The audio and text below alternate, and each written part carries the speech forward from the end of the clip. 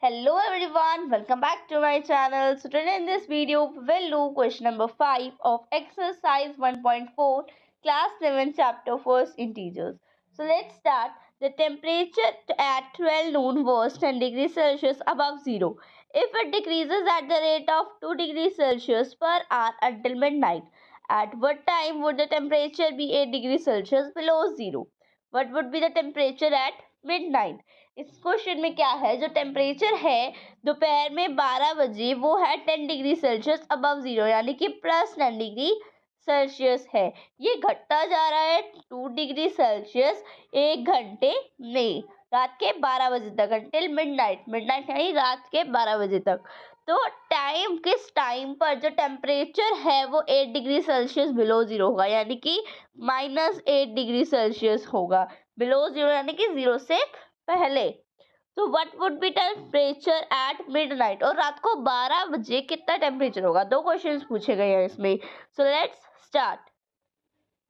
So see here, temperature at 12 नून, दोपहर के 12 बजे कितना टेम्परेचर है, 10 डिग्री सेल्सियस। उसमें हमें पूछा गया है कि टेम्परेचर रात के 12 बजे कितना है। तो हम पहले नंबर लाइन बनाएंगे। यहाँ पर आपको नंबर लाइन बना रखी है मैंने, उसमें मैंने आपको शो कर रखा है। देखो, दोपहर के 12 बजे कितना टेम्परेचर है, 10 degree Celsius plus 10 degree Celsius है। ठीक है, यहाँ से ये 2 डिग्री सेल्सियस घटता जा रहा है एक घंटे में, तो हम 2 नंबर पीछे चले जाएंगे। तो 8 डिग्री सेल्सियस होगा 1 बजे, 2 बजे कितना हुआ 6 डिग्री सेल्सियस, 3 बजे 4 डिग्री सेल्सियस, 4 बजे 2 डिग्री सेल्सियस, 5 बजे 0 डिग्री सेल्सियस, 6 बजे -2 डिग्री सेल्सियस, 7 बजे -4 डिग्री सेल्सियस, 8 बजे -6 डिग्री सेल्सियस, 9 बजे -8 डिग्री सेल्सियस, 10 बजे -10 डिग्री सेल्सियस, 11 बजे -12 डिग्री सेल्सियस, 12 बजे -14 डिग्री सेल्सियस। तो हम लिखेंगे temperature at midnight is equal -14 degree Celsius.